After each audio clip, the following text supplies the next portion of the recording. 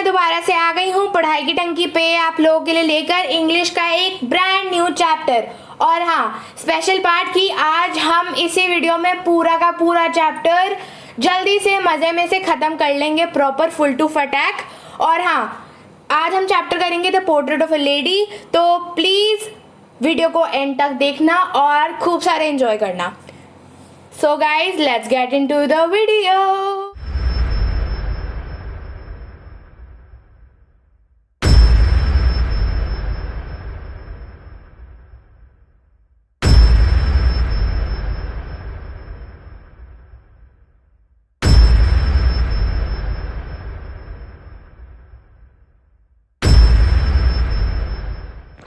तो यार देखो, परंपरा के हिसाब से तुम्हारी मेरी हाय हेलो भी हो गई, हाउ आर यू कैसे हो वगैरह वगैरह भी हो गया, ठीक है। और हमने पीकेटी का इंट्रो भी देख लिया।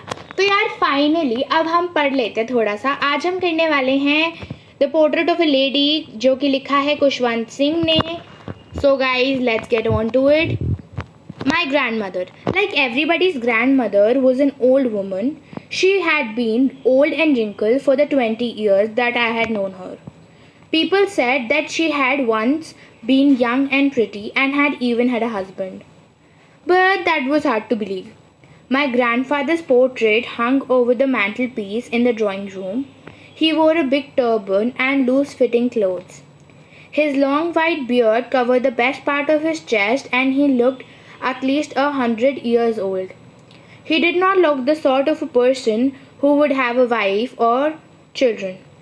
He looked as if he could only have lots and lots of grandchildren.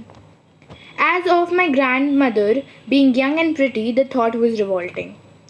She often told us of the games she used to play as a child that seemed quite absurd and undignified on her part, and we treated it like fables of the prophets she used to tell us.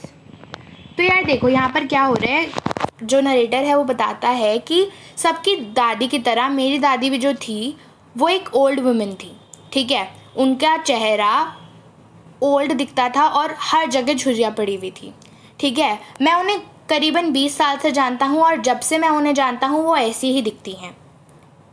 लोगों का कहना है कि वो एक time पे बहुत सुंदर हुआ करती थी और उनके पास एक हस्बैंड भी था, लेकिन मेरे लिए ये बात मानना थोड़ा सा असंभव था।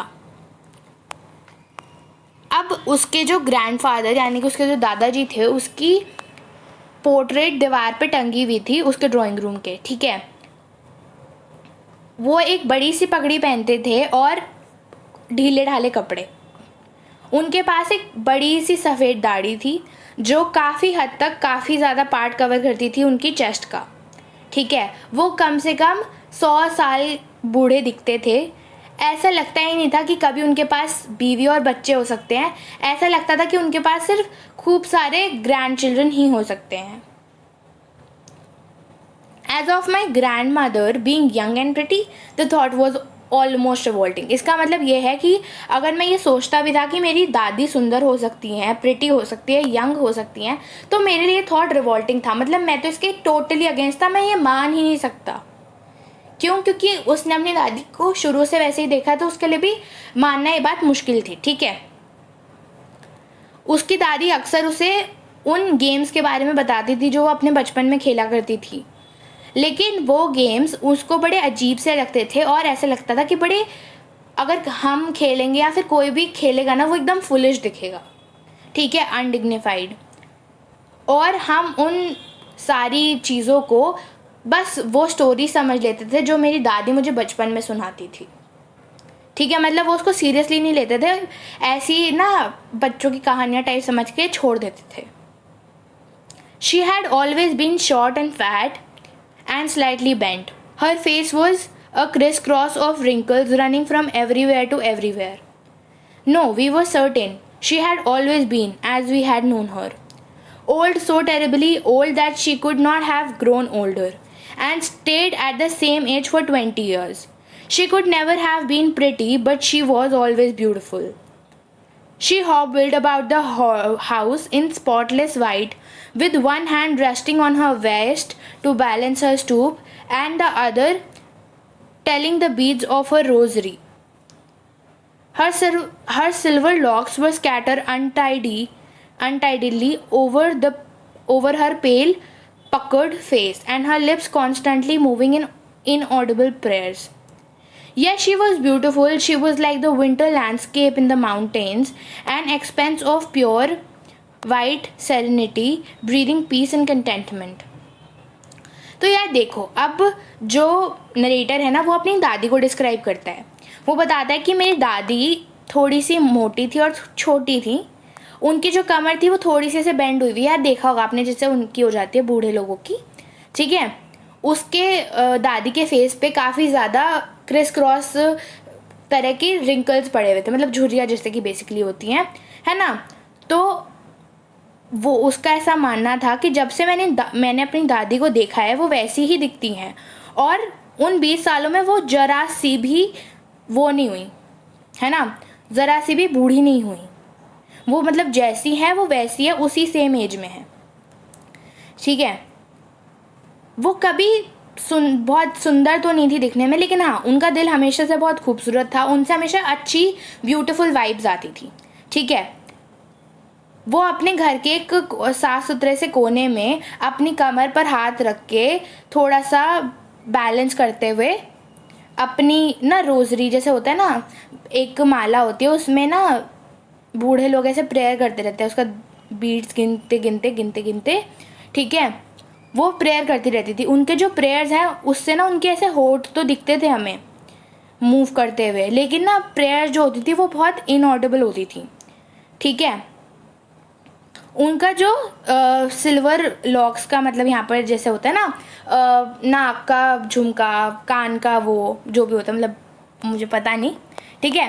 कान का और नाक का वो ना सिल्वर का बना हुआ था, और ना वो उनके फेस पे ज़्यादा ऐसे मतलब अच्छे से नहीं रहता था, क्योंकि यार फेस रिंकल्ड है, लेकिन स्टिल उन्होंने वो पहन रखे तो वो बहुत ज़्यादा ना अजीब से लगते थे, थोड़े से अनटाइडेडली स्कैटर्ड उसे आप कह सकते हो, ठीक है. उनके हेयर जो थे वो थोड़े से ऐसे ही रहते थे, बिखरे से, ठीक है.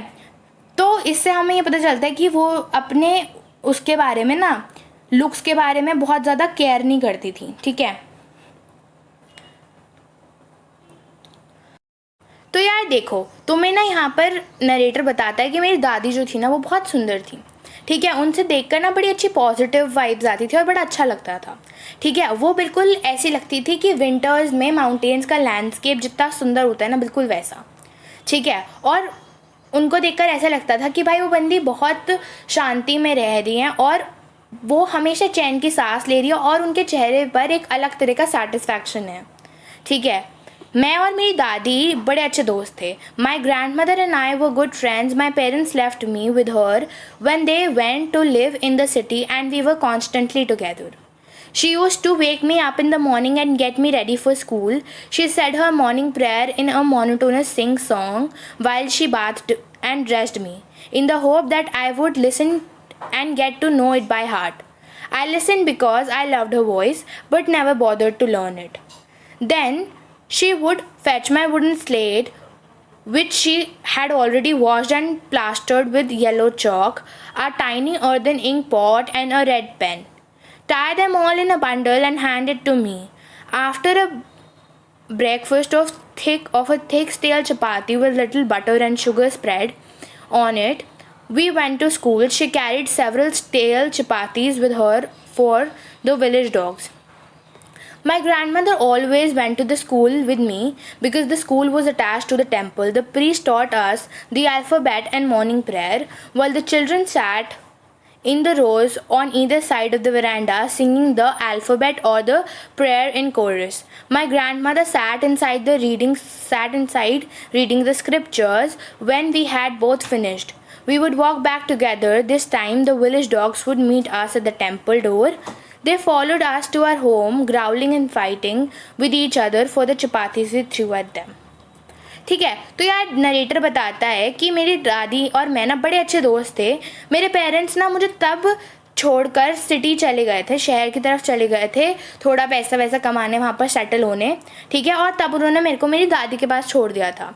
वो मुझे रोज़ सुबह उठाती थी और मुझे स्कूल के लिए रेडी करती थी, ठीक है. वो एक मोनोटोनस वे में अपनी मॉर्निंग प्रेयर्स बोलती रहती थी। वो थोड़े से गाने की वे में बोलती रहती थी जब वो मुझे नहला रही हैं या तैयार कर रही हैं, और उनकी होप हमेशा ये रहती थी कि मुझे भी याद हो जाए। मैं सुन तो वो लेता था वो, क्योंकि मुझे उनकी आवाज़ बड़ी अच्छी लगती थी, लेकिन ना मैंने कभी जहमत नहीं करी उसे लर्न करने की, याद करने की। ठीक है, फिर वो मेरी वुडन स्लेट उठाती थी जिसमें वो लोग लिखते हैं, जो कि एक येलो चौक से प्लास्टर्ड होती है। ठीक है, a tiny earthen ink pot, एक इंक पॉट और रेड पेन, वो सब उसको टाई करके एक बंडल में मेरे को दे देती थी।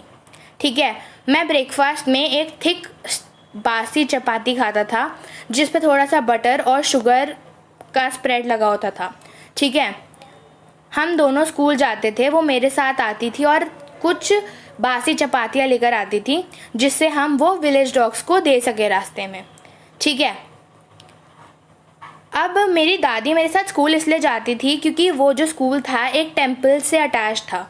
ठीक है, वो जो प्रीस्ट थे, वहाँ के पंडित जी जो थे, वो हमें अल्फ़ाबेट सिखाते थे और मॉर्निंग प्रेयर सिखाते थे। ठीक है, और हम सब जितने भी बच्चे थे एक लाइन में वरांडा में, उनके वरांडा में खुली सी जगह बाहर आंगन टाइप जो होती है, वहाँ पर हम बैठ जाते थे और अल्फ़ाबेट गाते थे, मतलब ABCD वगैरह गाते थे, और हम वहाँ पर प्रेयर्स गाते थे एक कोरस में। ठीक है, मेरी ग्रैंड मदर वो अंदर बैठ के स्क्रिप्चर्स पढ़ रही होती थी, राइटिंग ऑफ गॉड पढ़ती थी, जैसे मंत्र वगैरह हो गए। ठीक है,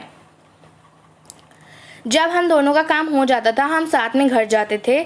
उस टाइम पर हमें विलेज डॉग्स टेंपल के दरवाजे के बाहर ही मिल जाते थे और वो हमें घर तक छोड़ के आते थे। वो लड़ते रहते थे उस चपाती के पीछे जो हमने उन्हें दी थी। ठीक है, When my parents were comfortably settled in the city, they sent for us. That was a turning point in our friendship. Although we shared the same room, my grandmother no longer came to school with me. I used to go to an English school in a motor bus. There were no dogs in the streets, and she took to feeding sparrows in the courtyard of our city house. As the years rolled by, we saw less of each other. For some time, she continued to wake me up and get me ready for school. When I came back, she would ask me what the teacher had taught me. I would tell her English words and little things of Western science. And learning the law of gravity, Archimedes' principle, the world is being round. This made her unhappy. She could not help with my lessons. She did not believe in the things they taught at the English school and was distressed that there was no teaching about God in scriptures. One day I announced that there were being given music lessons. She was very disturbed. To her, music had lewd association. It was the monopoly of harlots and beggars and not meant for gentlefolk.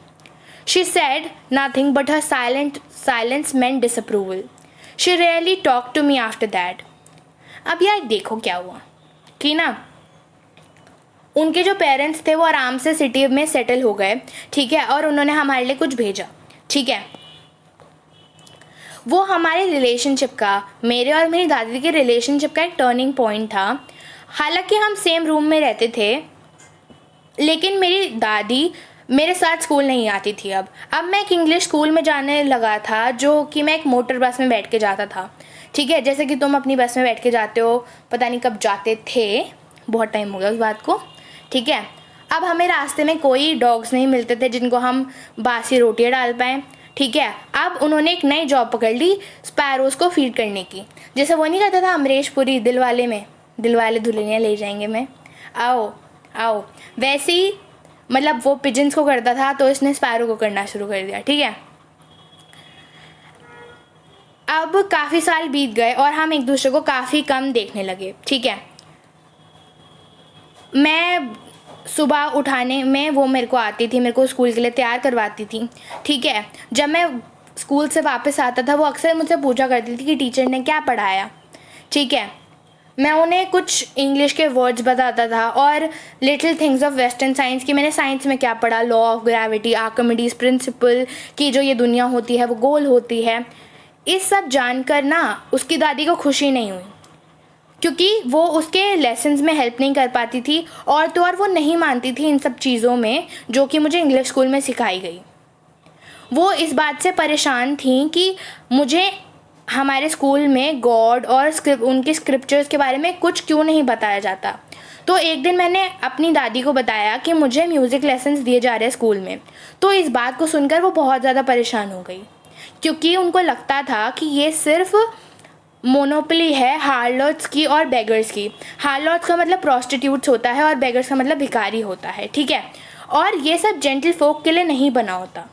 Gentle folk in the sense कि मतलब जैसे होता है ना कि आप गाना सुन रहे हो तो वो किसी कल्चर पे बेस्ड होता है या फिर आपको सुनकर अच्छा लगता है ना। तो उनका ऐसा मानना नहीं था कि ये जेंटल फोक के लिए नहीं बना है। उन्होंने कहा तो कुछ नहीं, लेकिन उनके साइलेंस से, उनकी चुप्पी से मुझे उनका डिसअप्रूवल समझ में आ गया। उसके बाद तो उन्होंने मुझसे बहुत ही कम बात करी, ठीक है। When I went up to the university, I was given a room of my own. The common link of friendship was snapped. My grandmother accepted her seclusion with resignation. She rarely left her spinning wheel to talk to anyone. From sunrise to sunset, from sunrise to sunset, she sat by her wheel spinning and reciting prayers. Only in the afternoon she relaxed for a while to feed the sparrows. While she sat in the veranda breaking the bread into little bits, hundreds of little birds collected round her, creating a veritable bedlam of chirrupings. Some came and perched on her legs, others on her shoulders, some even sat on her head. She smiled but never shooed them away. It used to be the happiest half hour of the day for her. ठीक है। तो यार हुआ क्या कि जब मैं university जाने लगा, मतलब जब लड़का बड़ा हो गया, तब तो यार अब नरेटर का खुद का कमरा बन गया और जो उसकी दादी और उसका कॉमन लिंक था फ्रेंडशिप का, वो छिन गया। मेरी ग्रैंड मदर ने सबसे थोड़ा सा ना बात करना कम कर दिया, काफ़ी कम कर दिया, ठीक है। वो अपनी स्पिनिंग व्हील से यानी कि अपने चरखे से दूर जाती नहीं थी किसी से बात करने। वो सनराइज से सनसेट तक वहीं बैठी रहती थी। आफ्टरनून में कुछ देर के लिए ही वो वरांडा में जाती थी जहाँ पर वो अपनी ब्रेड्स तोड़ती थी स्पैरो को डालने के लिए। तभी काफ़ी सारी स्पैरो आसपास कलेक्ट हो जाती थी और आवाज़ें निकालने लगती थी अलग अलग तरीके की, ठीक है। कुछ बर्ड्स आकर उनके पैरों पे बैठती, कुछ शोल्डर्स पे तो कुछ सर पे भी बैठ जाती। वो इस बात पे बड़ा खुश होती और कभी उन्हें भगाती नहीं। वो उनकी पूरे दिन का सबसे हैप्पीएस्ट आधा घंटा होता था, ठीक है। जब मैंने डिसाइड करा फर्दर स्टडीज़ के लिए अब्रॉड जाने का, when I decided to go abroad for further studies, I was sure my grandmother would be upset. I would be away for 5 years and at her age one could never tell, but my grandmother could. She was not even sentimental. She came to leave me at railway station but did not talk or show any emotion. Her lips moved in prayers, her mind was lost in prayer, her fingers were busy telling beads of her rosary. Silently she kissed my forehead, and when I left I cherished the moist imprint as perhaps the last sign of physical contact between us. तो यार अब ना काफ़ी emotional सा moment हो गया जब narrator ने डिसाइड करा बाहर जाके पढ़ने का, ठीक है, फर्दर स्टडीज़ के लिए।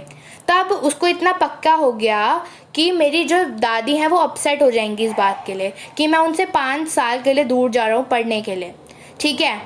और उनकी एज में कोई जाहिर भी नहीं कर सकता कि वो दुखी हैं, खुश हैं या क्या है, ठीक है। लेकिन मेरी ग्रैंड मदर ने करा। वो उस समय बहुत ज़्यादा इमोशनल नहीं थी, सेंटिमेंटल नहीं थी, ना उन्होंने मुझसे बात करी, ना कोई इमोशन दिखाया ज़्यादा। वो सिंपली अपनी प्रेयर्स में लॉस्ट थी, उनका दिमाग उनकी प्रेयर्स में था। हर फिंगर्स जो थी वो मतलब वो होता है ना ऐसे अपनी माला से ऐसे वो मोती गिन रही थी, जो भी होता है वो, ठीक है। और उन्होंने उनको साइलेंटली नरेटर को किस करा फोरहेड पर, ठीक है। और नरेटर को बड़ा अच्छा लगा कि वो उसके मॉइस्ट इम्प्रिंट्स उनके लिप्स के, और उसको लगा कि शायद ये हमारा लास्ट फिजिकल कांटेक्ट हो सकता है, क्योंकि यार उसकी ग्रैंड मदर काफ़ी ओल्ड थी और हो सकता है जब वो आए तब वो ना हो, है ना। But that was not so. After 5 years, I come back home and was met by her at the station. She did not look at she did not look a day older. She still had no time for words, and while she clasped me in her arms, I could hear her reciting her prayers. Even on the first day of my arrival, her happiest moments were with her sparrows, whom she fed longer and with frivolous rebukes. In the morning, a change came over her. She did not pray. She collected the women of the neighborhood, got an old drum, and started to sing. For several hours, she thumped the sagging skins of the dilapidated drum and sang of the homecoming of warriors. We had to persuade her to stop to avoid overstraining. That was the first time since I had known her that she did not pray. यह देखो अब ना क्या हुआ। देखो भाई, अब narrator काफ़ी खुश हुआ कि जानकर कि उसकी दादी अभी भी वहीं थी और वो उसको स्टेशन पे रिसीव करने आई। और नरेटर बताता है कि वो एक दिन भी और बूढ़ी नहीं लगी, जैसा वो उसको छोड़ के गया था वैसी ही वो अभी भी लग रही थी। ठीक है, और आज भी उनके पास कोई टाइम नहीं थे बातें करने के लिए, कोई वर्ड्स के लिए। उन्होंने बस मुझे अपने आर्म्स में भरा, मुझे हक करा और अपनी प्रेयर्स रिसाइट कर रही थी। वो जब मैं उनके पास आया तब मेरे को भी सुनाई दिया कि हल्की हल्की सी प्रेयर्स वो कर रही थी अभी भी। ठीक है, मैं जिस दिन आया उस दिन भी उनका हैप्पीएस्ट मोमेंट जो था वो अपनी स्पैरोस के था, स्पैरोस के साथ ही था।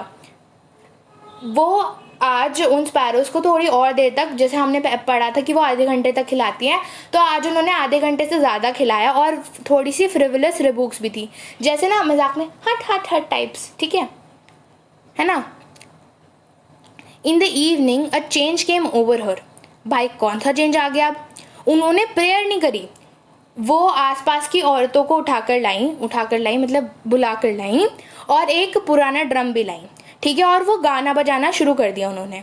ठीक है, काफ़ी घंटों तक वो अपने जो ढोल वो लाई थी, जो ड्रम वो लाई थी, वो ना बड़ा ओल्ड ड्रम था, तो उसकी जो स्किन थी वो ऐसी फट सी रही थी, लेकिन तब भी वो उसको ऐसे मारे जा रही थी उस ओल्ड ड्रम पे। और उन्होंने होम कमिंग ऑफ वॉरियर्स के ऊपर गाना गाया।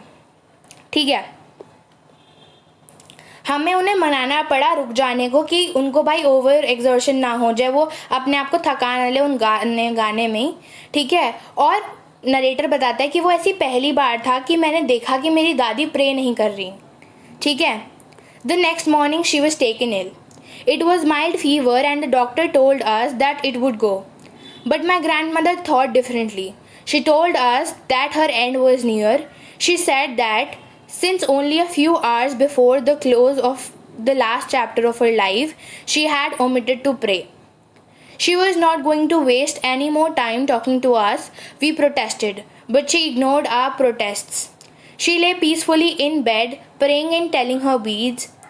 Even before we could suspect, her lips stopped moving and the rosary fell from her lifeless fingers. A peaceful pallor spread on her face and we knew that she was dead. भाई अब देखो, अगली सुबह जो दादी जी हैं वो बीमार पड़ गईं, उनको हल्का बुखार था और डॉक्टर ने बताया कि वो चला जाएगा। ठीक है, लेकिन मेरी ग्रैंड मदर ने अलग तरह से सोचा। उनको लगा कि अब भाई उनका अब जो एंड है, जो अंत है, वो नज़दीक हो गया है और अब उनकी लाइफ का आखिरी चैप्टर बचा है, मतलब अब उनको लगा कि अब वो मरने वाली हैं। ठीक है, अब उन्होंने भाई सोचा था, उन्होंने कहा था कि मैं प्रेयर करूँगी मरने से पहले, तो उन्होंने हमसे बात करने में कोई टाइम वेस्ट नहीं करा और वो अपना प्रेयर करने लग गई। लेकिन जो उनकी फैमिली थी उन्होंने प्रोटेस्ट करा, लेकिन उन्होंने हमारी प्रोटेस्ट को कोई भाव नहीं दिया, इग्नोर कर दिया। अब वो पीसफुली अपने बेड में लेट गई और अपनी बीड्स के साथ प्रेयर करने लगी। ठीक है, हमें पता चलने से पहले उनके जो लिप्स थे वो मूव करना रुक गए और जो रोजरी थी, जो माला थी, वो उनके हाथों से गिर गई। एक शांति और सुकून उनके चेहरे पर छाया हुआ था और हमें पता चल गया था कि अब वो नहीं रही। She was dead. We lifted her off the bed and as is customary laid her on the ground and covered her with a red shroud. After a few hours of mourning, we left her alone to make arrangements for her funeral. ठीक है, in the evening we went to her room with a crude stretcher to take her to be cremated. The sun was setting and had lit her room and veranda with a blaze of golden light. We stopped halfway in the courtyard. All over the veranda, in her room, right up to where she lay dead and still wrapped in the red shroud. Thousands of sparrows sat scattered on the floor. There was no chirping. We felt sorry for the birds, and my mother fetched some bread for them. She broke it into little crumbs, the way my grandmother used to, and threw it to them. The sparrows took no notice of the bread. When we carried my grandmother's corpse off, they flew away quietly. Next morning, the sweeper swept away the bread crumbs into the dustbin. अब देखो क्या हुआ भाई, अब उसकी grandmother तो नहीं रही थी, है ना, तो उन्होंने उसको उठाया, और एक कस्टम होता है कि उनको लाल कपड़े में ऐसे कवर करना होता है, तो उन्होंने वो करा, ठीक है। थोड़ी देर की चुप्पी के बाद उन्होंने उनके फ्यूनरल के लिए अरेंजमेंट करा, ठीक है। एक स्ट्रेचर मंगवाया जिसके लिए उनको क्रिमेशन के लिए लेकर जाते। सूरज जो था वो डूब रहा था। हमने उनके रूम को और वरांडा को गोल्डन लाइट्स लगा दी उसमें, ठीक है, गोल्डन लाइट्स जला दी, ठीक है। हमने हाफ वे कोर्टयार्ड में हम रुके। हमने देखा कि all over the veranda in her room, जहाँ पर वो उनकी डेड बॉडी रखी गई थी और वो रैप थी लाल कलर के कपड़े में, वहाँ पर खूब सारी स्पैरोज आके फ्लोर पर स्कैटर हो गई, मतलब कि फ्लोर पर स्कैटर्डली खड़ी हो गई दूर दूर एक दूसरे से। वो कोई आवाज़ नहीं कर रही थी और उनको बुरा लग रहा था, ठीक है। तो मेरी मम्मी ने, मतलब उनको ना एक बुरा लग रहा था उन बर्ड्स के लिए कि भाई उनको जो रोज़ खाना देती थी वो अब नहीं है, ठीक है। तो मेरी मम्मी ने उनको उसी तरह से ब्रेड क्रम्स दिए जैसे कि मेरी दादी फेंका करती थी, ठीक है। लेकिन उन स्पैरोज़ ने ब्रेड का कोई ध्यान नहीं दिया, और जब हम उसको ग्रैंडमदर की बॉडी को लेकर चले गए तब वो जो बर्ड्स थी वो भी उड़ गईं। सुबह जब स्वीपर आया तब उसने सारे ब्रेड क्रम्स डस्टबिन में फेंके।